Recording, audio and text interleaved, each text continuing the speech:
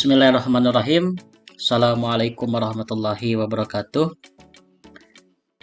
Teman-teman sekalian, alhamdulillah, puji dan syukur, marilah kita sama-sama panjatkan kehadirat Allah Subhanahu wa taala atas kudrah dan iradahnya kita pada kesempatan kali ini bisa kembali bersua, kembali bertatap maya untuk sama-sama mengikuti perkuliahan online untuk mata kuliah pendidikan agama.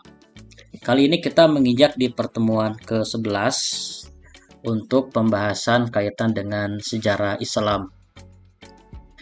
Kalau kita berbicara sejarah, ini sudah pasti tidak bisa cukup dengan 1, 2, 3 jam karena cakupan dan perspektif kaitan dengan sejarah Islam ini sangat banyak. Namun pada kesempatan kali ini saya akan menyampaikan satu sejarah yang bermula dari masa sahabat Khulafaur Rasyidun, dan itu pun tidak akan dibahas semua. Saya akan coba membahas kaitan dengan sahabat Abu Bakar Siddiq ya. Nah, sejarah ini kan secara bahasa itu artinya kejadian masa lampau. Sejarah ini dalam bahasa Arab itu diambil dari kata syajaratun, artinya pohon. Yang namanya pohon tentu akan ada banyak cabang yang bermuara pada akar yang ada di bawahnya. Nah, akar ini yang menjadi sumber informasi atau sumber kejadian begitu, yang kemudian akan diulas, akan dilihat dari berbagai sudut pandang cabang-cabang begitu. Cabang-cabang itu muncul cabang-cabang karena adanya satu sumber tadi, yaitu akar yang kuat.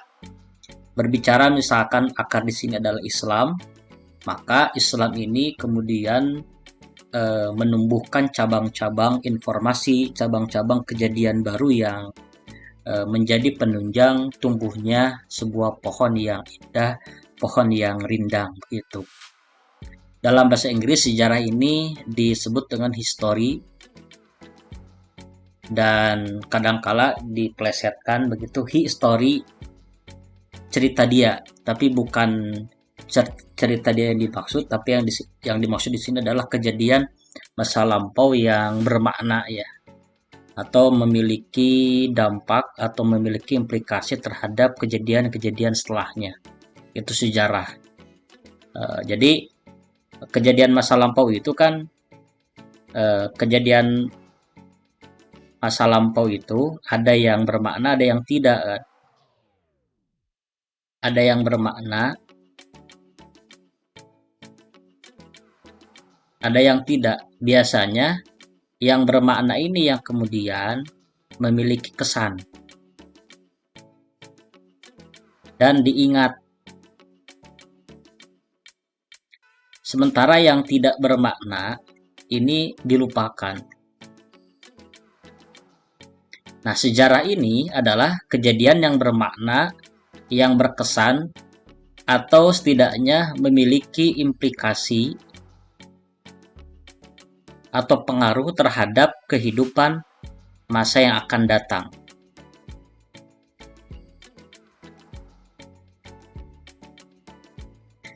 Nah, jadi berbicara sejarah, berbicara kejadian-kejadian masa lampau yang memiliki implikasi, yang memiliki pengaruh terhadap masa yang akan datang. Kehidupan kita, masa lampau kita itu menjadi sejarah jika memiliki kesan. Karena memiliki kesan artinya diingat oleh kita dan memiliki implikasi pengaruh terhadap kehidupan yang akan datang. Begitu. Jadi tidak selamanya kejadian masa lampau itu menjadi sejarah. Begitupun sekarang, kalau hari ini berkesan atau hari ini memiliki pengaruh terhadap masa yang akan datang, maka hari ini adalah sejarah buat nanti masa yang akan datang begitu. Nah, itu pola pikir atau persepsi awal kaitan dengan sejarah begitu. Nah, bagaimana dengan sejarah Islam? Sejarah Islam ini sangat kompleks ya.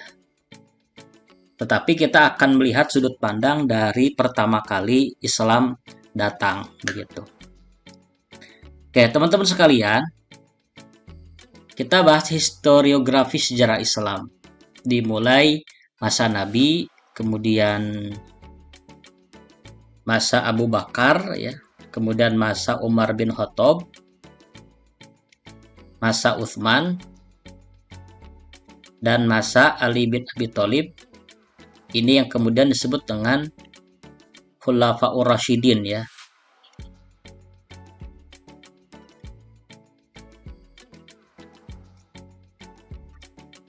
Nah, kemudian ini kerajaan-kerajaan. Mulai ke dinasti, ya. Umayyah, kemudian Abbasiyah, sampai runtuhnya kerajaan Turki Utsmani tahun 1924. Begitu. Nah, sebetulnya teman-teman sekalian, ya, Islam ini kan merupakan satu ajaran. Jadi kalau kita berbicara Islam, ya,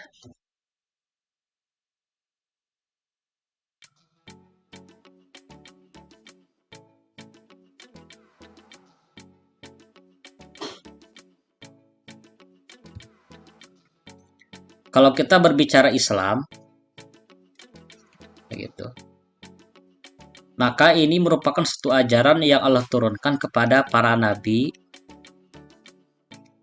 dan para rasul, ya. Ingat, nabi dan rasul itu ada perbedaan, namun sulit dijelaskan apa bedanya. Hanya saja yang jelas bahwa nabi pertama adalah Nabi Adam alaihissalam, dan rasul pertama, ya, adalah Nabi Nuh alaihissalam.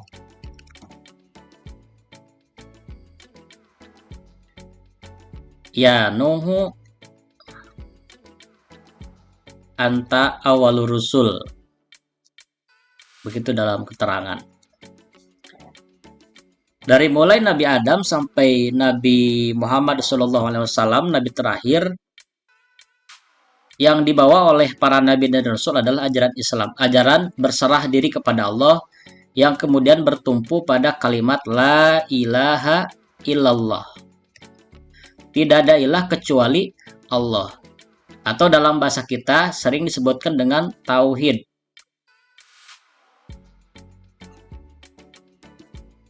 Tauhid.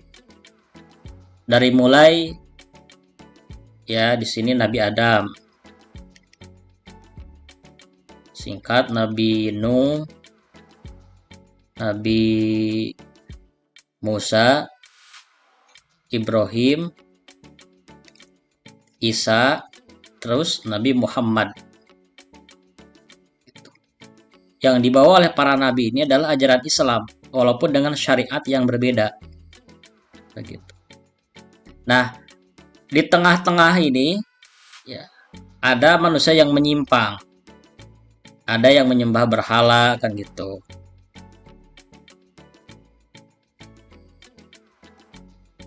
Ada yang menyembah berhala, kan? Ada yang menyembah binatang di sini itu. Ada yang menyembah manusia, menjadikan manusia sebagai Tuhan.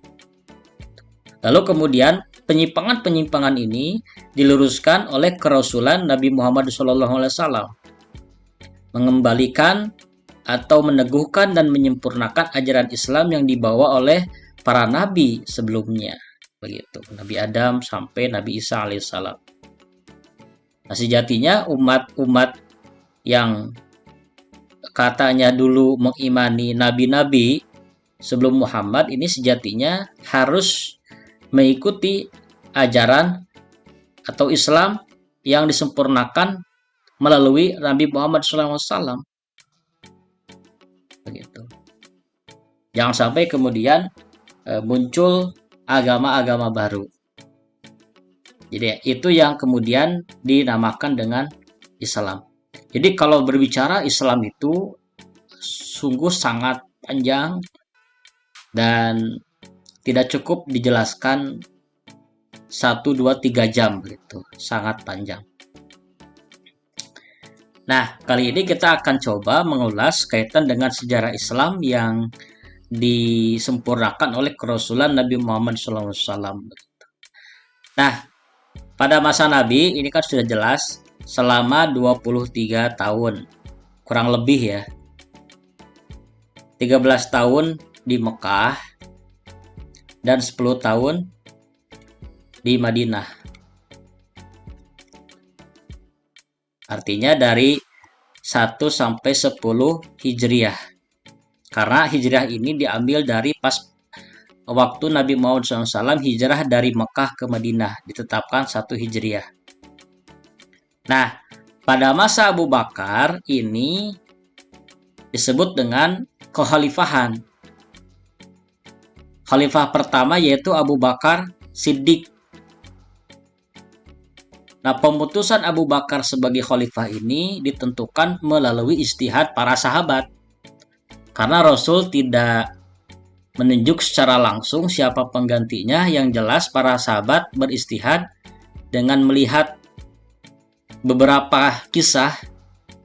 Misalkan Nabi Muhammad pernah menyuruh Abu Bakar menjadi imam menggantikan Nabi Muhammad, imam sholat.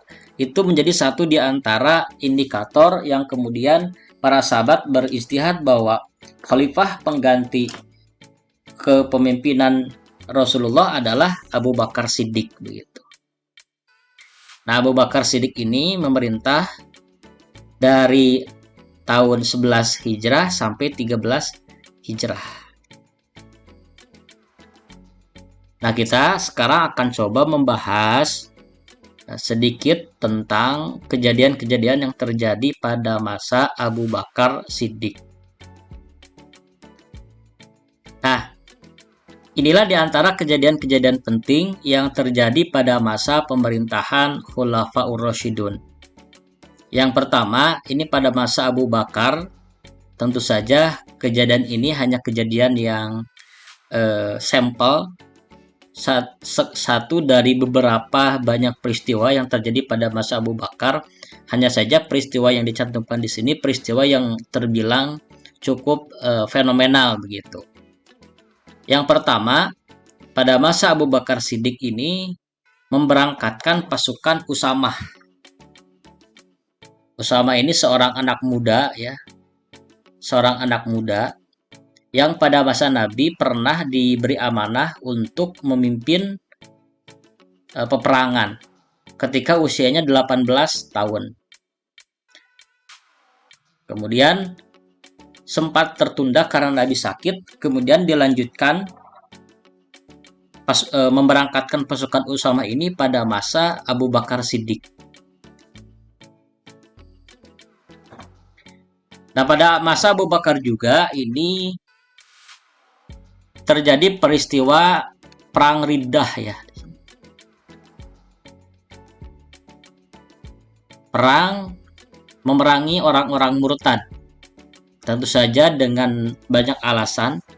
Ini jalan terakhir yang kemudian dilakukan begitu. Kemudian pada masa Abu Bakar juga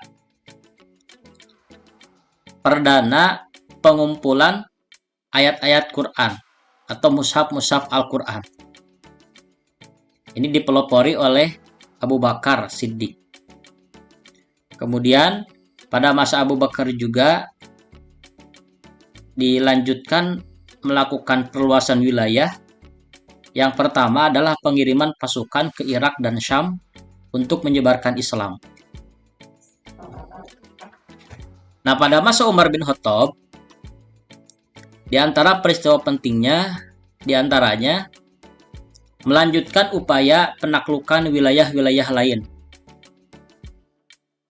Karena Islam sudah sedemikian luas dan sumber daya manusia atau kaum muslimin sudah bertambah banyak, maka kemudian kelompok atau kaum muslimin atau pasukan muslimin sudah dapat pasukan begitu untuk kemudian melakukan ekspansi ke berbagai negara, ke berbagai wilayah.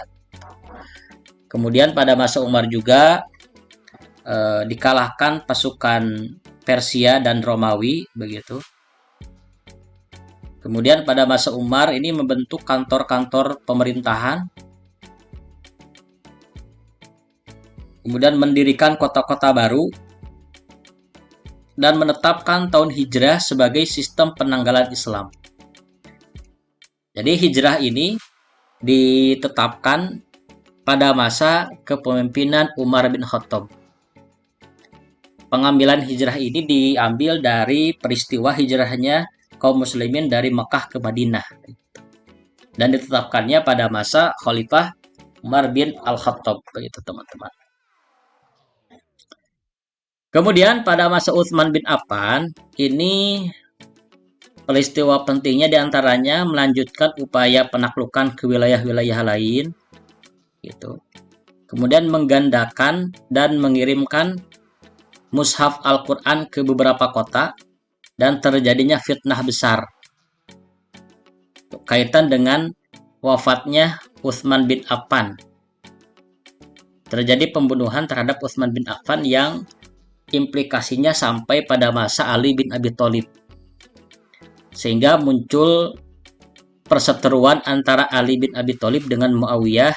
Satu di antara faktornya adalah Muawiyah meminta Ali bin Abi Thalib untuk mengusut tuntas siapa pelaku pembunuhan Utsman bin Affan ini. Nah, pada masa Utsman bin Affan ini, Al-Quran kemudian dikodifikasi.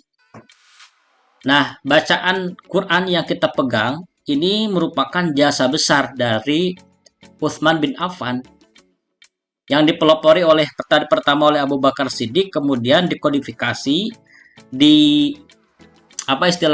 ditetapkan oleh Utsman bin Affan.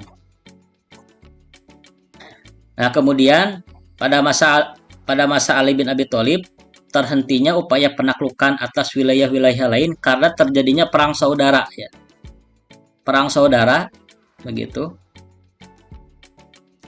Perang saudaranya apa? Terjadinya perang Jamal, ya. Perang Jamal dan perang Siffin. Perang Jamal ini antara Ali bin Abi Thalib dan pasukan Aisyah, dan Siffin ini dengan pasukan Muawiyah.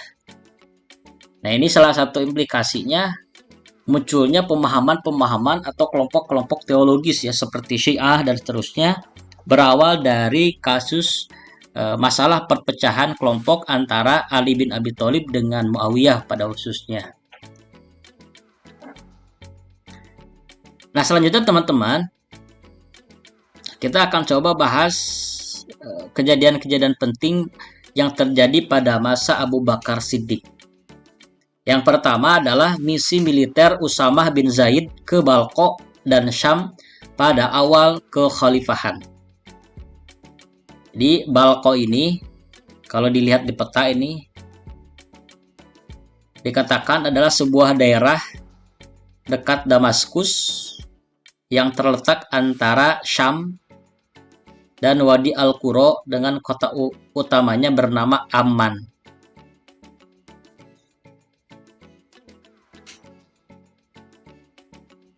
Nah, Hisham bin Muhammad mengutip pernyataan Syarqi bin Al-Qutami bahwa nama daerah ini diambil dari nama pendirinya, yaitu Baliq dari Bani Amman bin Lut.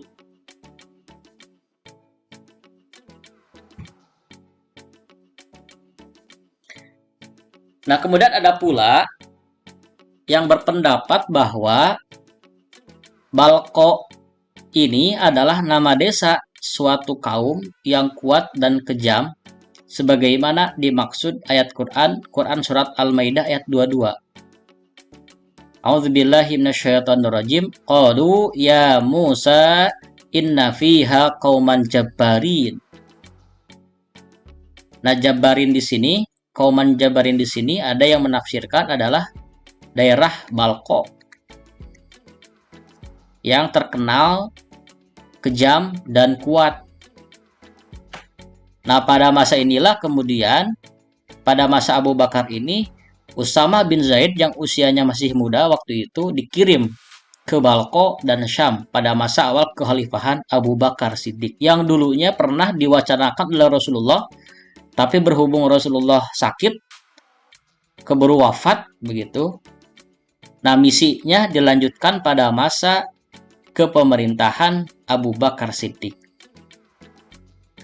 Nah, pendapat lain menyatakan bahwa kota Balko ini adalah kota Sarah di wilayah Syam yang sudah dikenal di dalamnya terdapat gua dan rokib Ashabul Kahfi. Nah, ini katanya di Balko ini terdapat gua yang di dalamnya itu gua yang terkenal dengan kisah Ashabul Kahfi, pemuda yang tertidur selama bertahun-tahun begitu. Nah, katanya di Balko ini.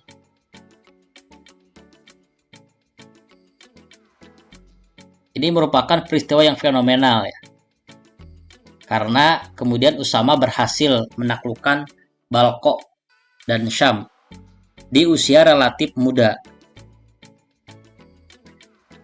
Nah, kemudian disebutkan tadi seperti yang Bapak sampaikan bahwa pada awalnya Rasulullah memerintahkan pasukan Usamah pada bulan Safar tahun 11 Hijriah. Ini sebelum Rasul wafat. Pengangkatan Usamah yang baru berusia 18 tahun ini sebagai panglima misi militer ini menunjukkan kebijaksanaan Rasulullah yang luhur untuk menghilangkan fanatisme kesukuan dalam tubuh umat Islam sebagai bentuk implementasi konkret atau prinsip kesetaraan dalam agama Islam. Jadi melalui pengangkatan Usamah bin Zaid, Rasulullah memberikan contoh betapa dalam Islam itu tidak mengenal fanatisme buta, mengedepankan primordialisme, tetapi melihat kompetensi dan kapabilitas begitu. Rasulullah sangat bijak, tidak serta-merta atau tidak dengan alasan Rasulullah mengangkat Usamah begitu. Dan luar biasanya para sahabat begitu, walaupun di awal ada sedikit ada sedikit protes begitu, para sahabat menerima atas segala keputusan yang ditetapkan oleh Rasulullah. Dan sejatinya para sahabat pasti akan turut sekalipun usia Usamah waktu itu baru 18 tahun. Nah, setelah Rasul wafat, misi ini kemudian dilanjutkan pada masa Abu Bakar begitu. Nah, misi militer ini sempat tertunda ya karena Rasulullah sakit dan baru dilanjutkan pada masa Khalifah Abu Bakar begitu. Nah, Usama melakukan penyerangan kilat terhadap pasukan Arab Baduy yang bersekutu dengan pihak Romawi dan berhasil mengalahkan mereka. Usama lalu kembali ke Madinah setelah berhasil memenangi pertempuran tersebut. Luar biasa. Ini adalah contoh bagaimana kegigihan seorang Usama yang pada waktu peristiwa Perang Mu'tah ayahnya meninggal sebagai syahid. Dan Usama kemudian melanjutkan perjuangannya dan karena kegigihannya berhasil mengalahkan pasukan Arab Baduy yang bersekutu dengan Romawi begitu. Nah, kemudian teman-teman, peristiwa yang kedua adalah Perang Riddah. Dalam arti memerangi orang-orang yang murtad ya. Nah, setelah Rasulullah wafat, tiba-tiba muncullah berbagai praktik pemurtadan dan kemunafikan di seluruh wilayah kekuasaan Islam. Faktornya ada muncul beberapa gerakan-gerakan pemurtadan dan kemunafikan di seluruh kekuasaan Islam selain Madinah, Mekah, Taif, dan Bahrain. Nah, pada saat itu kaum murtad terbagi menjadi dua kelompok waktu itu. Pertama, orang yang menjadi pengikut para nabi palsu, di bawah komando Musailamah Al-Kadzab dan Tulaihah serta Al-Aswad. Nah, ini diantara nabi palsu yang muncul. Ada Musailamah Al-Kadzab, ada Tulaihah, dan Al-Aswad. Ini kelompok pertama. Kelompok kedua, orang yang munafik, yaitu orang-orang yang tetap beriman kepada Allah, begitu, dan bersaksi atas kebenaran Rasulullah, tetap menjalankan sholat, tetapi menolak membayar zakat, karena menganggap bahwa zakat itu tidak lebih dari sekedar pajak kepada penguasa. Jadi bentuk yang pertama itu, ya, bentuk pertama pemurtadan karena mengikuti nabi palsu, begitu. Yang kedua adalah kelompok munafik yang tidak mau bayar zakat. Jadi bentuk penyimpangan pada masa itu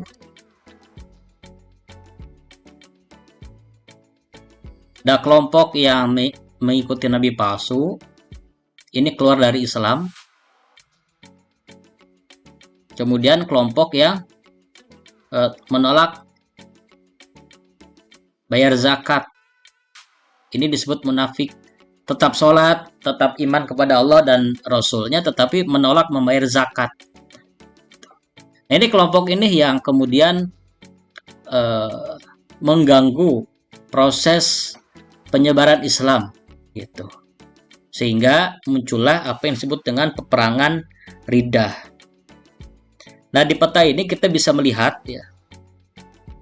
Nah, yang hijau ini wilayah yang tetap berada dalam bendera Islam. Yang hijau ini dia. Di dalamnya ada Taif. Pokoknya selain Madinah, Mekah, Taif dan Bahrain itu disusupi oleh kelompok-kelompok yang tadi. Kemudian yang garis hijau tua ini para pemimpin yang tetap memeluk Islam di tengah kaum mereka. Nah, ini Tamim, Toyi, Bani Qais, walaupun banyak mereka yang keluar dari Islam tidak mau bayar zakat, tetapi pemimpin mereka tetap memeluk Islam. Nah, yang merah ini nabi-nabi palsu nih bermunculan, atau pengikut nabi palsu. Nah, kemudian yang ungu ini daerah-daerah yang menolak membayar zakat atau para penentang zakat, sementara yang putih itu orang-orang yang menolak membayar zakat. Ini cukup cukup banyak atau cukup luas wilayah yang dipengaruhi oleh kelompok-kelompok yang tidak mau membayar zakat, begitu. Nah, ini salah satu tantangan yang dihadapi oleh Abu Bakar Siddiq pada masa pemerintahannya, yang kemudian membuat stabilitas kehidupan keislaman pada masa itu cukup terpengaruh dengan gerakan-gerakan ini. Tetapi karena Abu Bakar seorang khalifah yang tegas, nah, kemudian Abu Bakar menyatakan sikap berperang atas kelompok-kelompok yang tadi. Sehingga hasil dan akibat perang Riddahnya yang pertama, menang kaum muslimin atas semua nabi palsu dan kelompoknya dan para penentang zakat. Nah, pada masa ini juga Khalid bin Walid muncul sebagai panglima perang. Khalid ini kan seorang muslim panglima perang yang dulu menjadi panglima perang musuh pada perang Uhud, yang menyebabkan kaum muslimin mengalami kekalahan, begitu. Dan kemudian masuk Islam. Pada masa Abu Bakar, Khalid bin Walid menjadi panglima perang yang kemudian memenangi perang-perang yang terjadi. Salah satunya adalah perang Riddah ini. Kemudian penyatuan seluruh wilayah semenanjung Arab di bawah panji-panji Islam yang baru. Jadi setelah terjadinya perang Riddah ini ada rekonsiliasi, begitu istilahnya.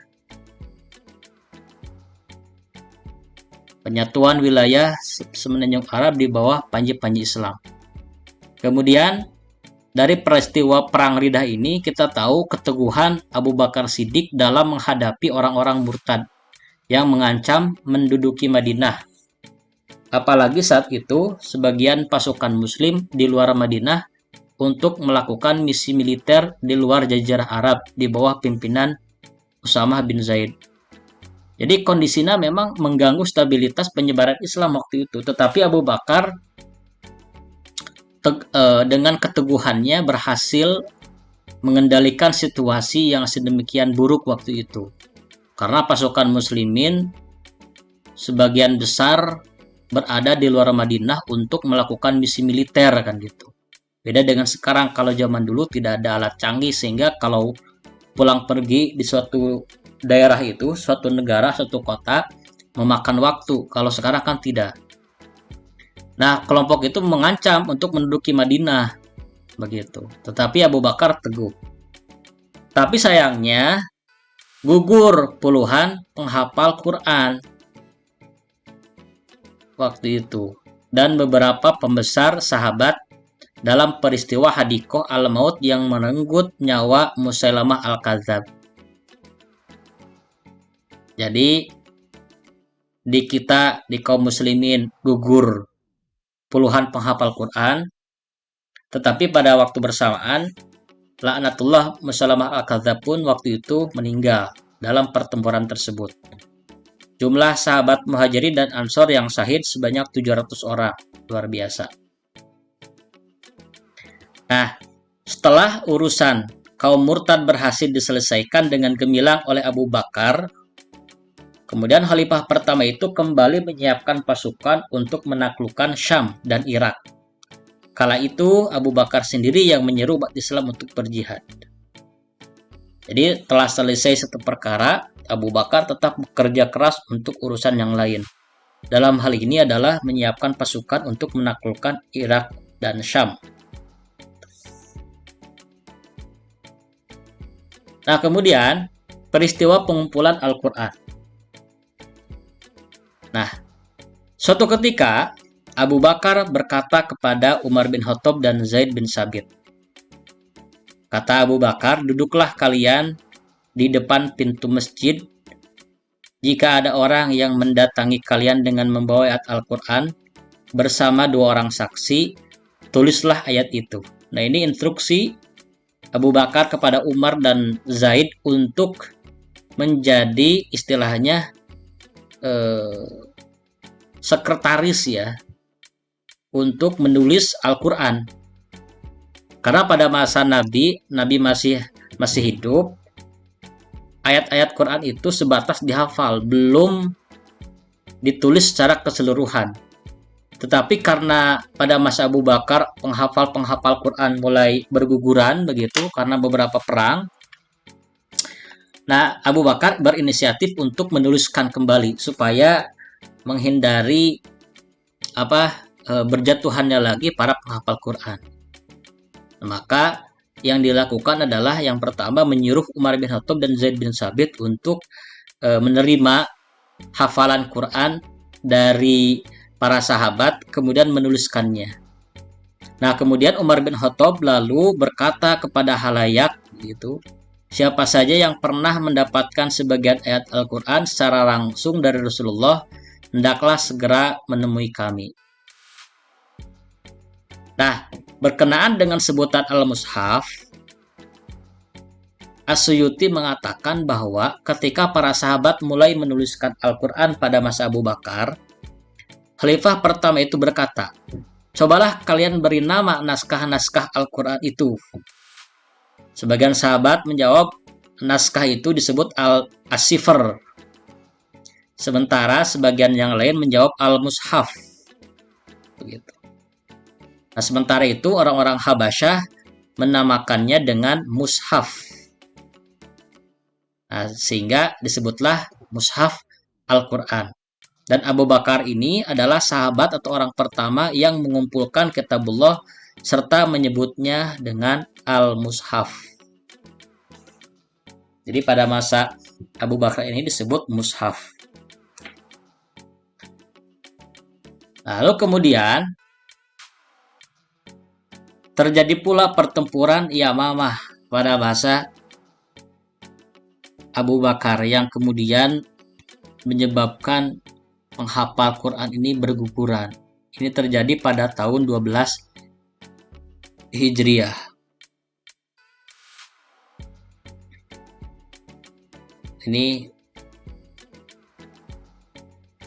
Jadi selain perang Riddah juga ada perang Yamamah yang kemudian menggugurkan para penghafal Quran.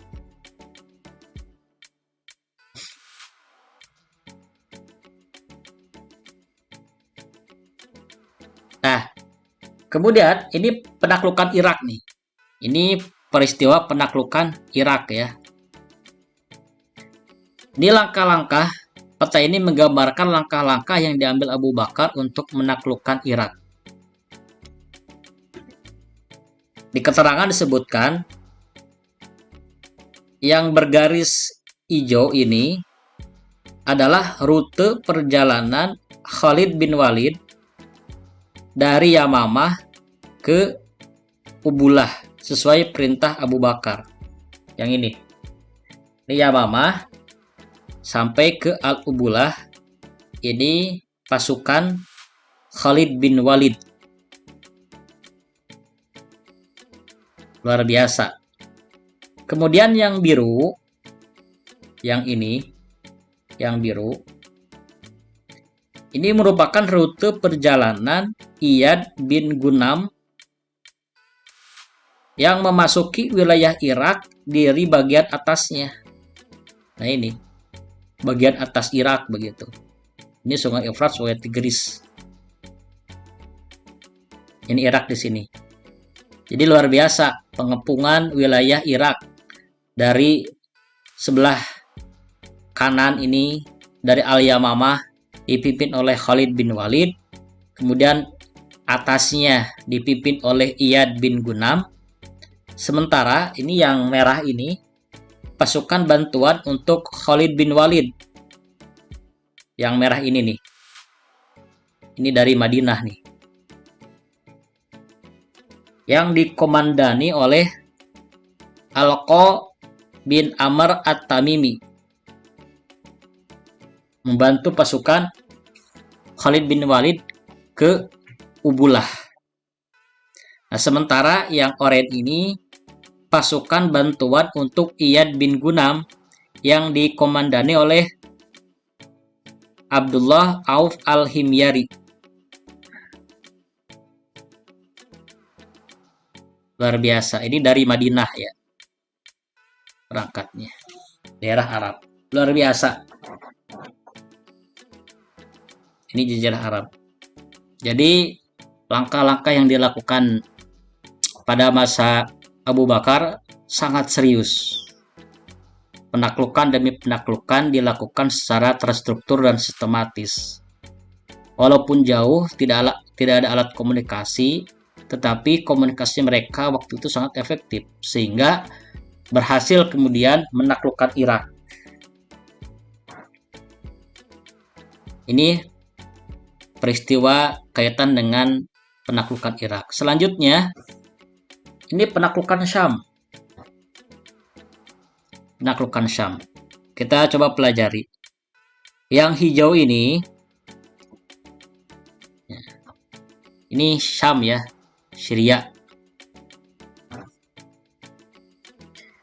4 pasukan Abu Ubaidah bin Al-Jarrah, pasukan Yazid bin Abu Sufyan, pasukan Syurahbil bin Hasanah, dan pasukan Amr bin As.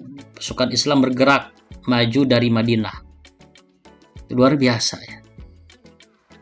Kemudian 3 pasukan, yakni pasukan Abu Ubaidah bin Al-Jarrah, kemudian pasukan Syurahbil bin Hasanah, dan pasukan Amr bin As, ini yang hijau ini. Jadi istilahnya dari Madinah terdapat 4 pasukan. Yang pertama ada pasukan Abu Ubaidah bin Al-Jarrah, kemudian Yazid bin Abu Sufyan, kemudian Syurahbil bin Hasanah, dan Amr bin As. Gitu.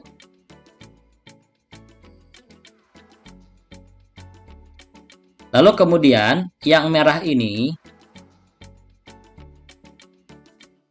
adalah pasukan Yazid bin Abu Sufyan. Jadi mereka ini dari Madinah 4 pasukan saling berpencar begitu.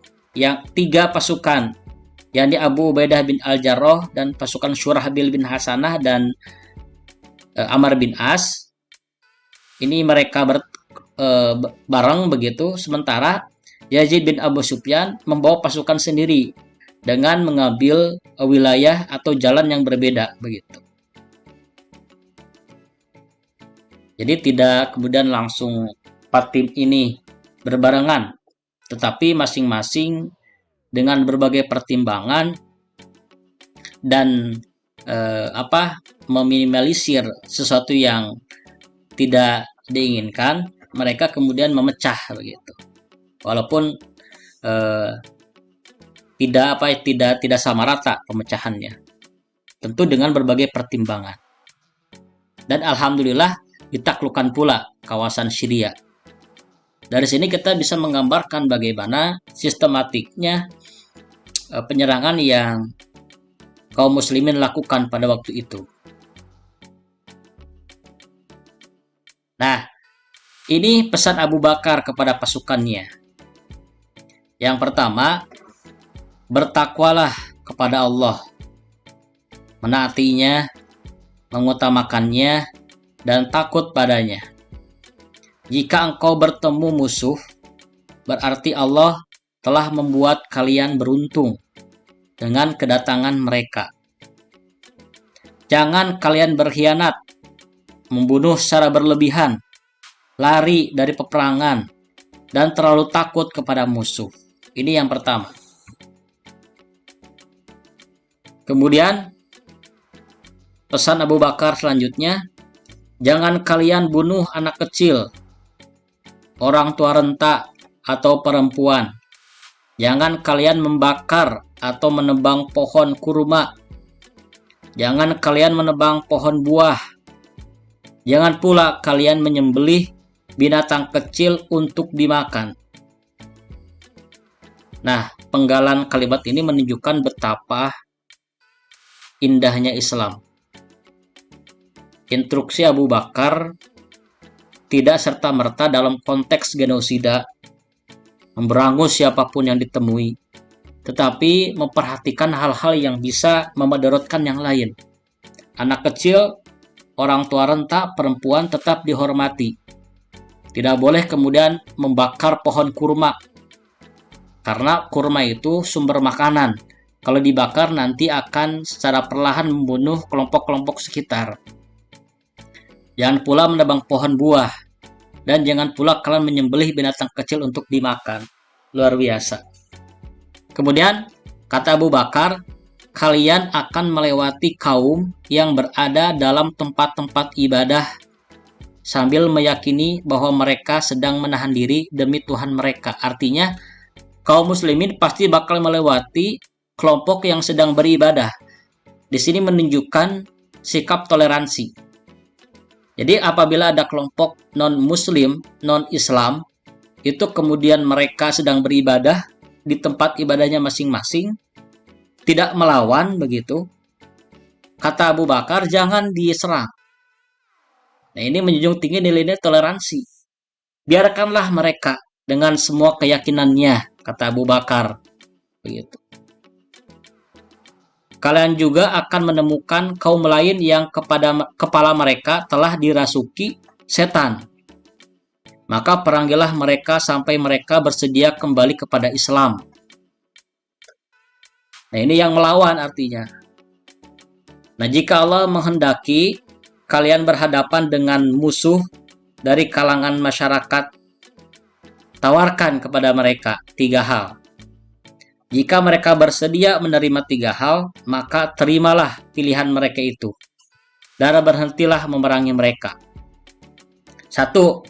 3 hal itu, ajaklah mereka untuk memeluk Islam. Nah, jika mereka menyambut panggilan kalian, terimalah pilihan mereka dan berhentilah memerangi mereka. Ajakan pertama. Jadi tidak langsung dibunuh, tawarkan dulu, kemudian apakah kemudian bersedia memeluk Islam. Nah, kemudian yang kedua, ajaklah mereka untuk berpindah ke tempat yang didiami oleh orang-orang muhajirin jika mereka bersedia menerima ajakan itu. Jadi yang kedua, kalau mau masuk Islam, ajak untuk pindah tempat bersama orang-orang yang hijrah, orang-orang muhajirin. Sampaikan kepada mereka bahwa mereka memiliki hak dan kewajiban yang sama seperti kaum muhajirin. Artinya tidak dibeda-bedakan, punya hak juga sama.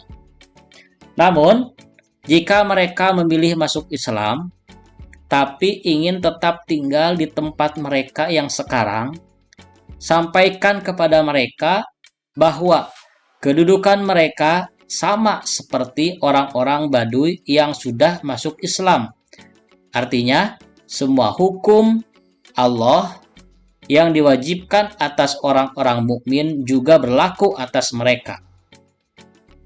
Artinya, wajib sholat, wajib menunaikan segala ketentuan dalam Islam. Dan mereka tidak memiliki hak untuk mendapatkan hasil pembagian atau ghanimah sampai mereka ikut berjuang bersama pasukan Islam. Inilah tegasnya dan adilnya Islam yang direpresentasikan oleh Abu Bakar begitu.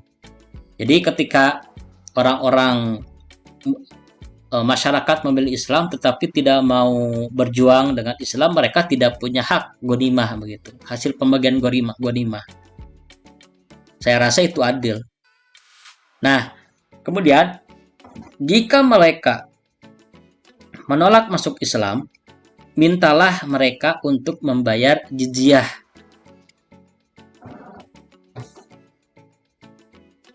Jizyah itu artinya apa ya istilahnya? Denda ya. Jika mereka bersedia membayar jizyah, terimalah pilihan mereka itu. Dan berhentilah memerangi mereka. Namun jika mereka menolak permintaan kalian, mintalah pertolongan kepada Allah dan perangilah mereka. Allah pasti akan menolong siapapun yang menolongnya dan Rasul-Nya dengan jalan yang tidak terlihat. Dari sini kita dapat gambaran bahwa ketika kelompok Islam menyebarkan Islam itu tidak serta-merta langsung memerangi. Tentu ditawarkan beberapa pilihan. Dan jika sampai mentok, maka pilihan terakhir yaitu memohon kepada Allah untuk menolong atau meminta pertolongan kepada Allah supaya berhasil dalam proses peperangannya. Nah, itulah diantara sejarah singkat kaitan dengan peristiwa yang terjadi pada masa Abu Bakar. Dan tugasnya itu, Bapak kasih tugas kepada kalian, silakan kalian ceritakan sejarah singkat. Kalian boleh memilih Umar, Utsman, dan Ali. Cukup 1 lembar saja. Peristiwa-peristiwa penting seperti yang tadi Bapak sampaikan pada bahasa Umar, Utsman, dan Ali. Ditulis tangan, cukup 1 lembar saja. Seperti biasa, di-upload di Google Drive yang sudah tersedia. Teman-teman sekalian, itu saja yang bisa Bapak sampaikan pada kesempatan kali ini. Mudah-mudahan tidak puas, sehingga kalian bisa mencari referensi yang lain. Aku qouli hadza wa astaghfirullah li wa lakum. Wassalamualaikum warahmatullahi wabarakatuh.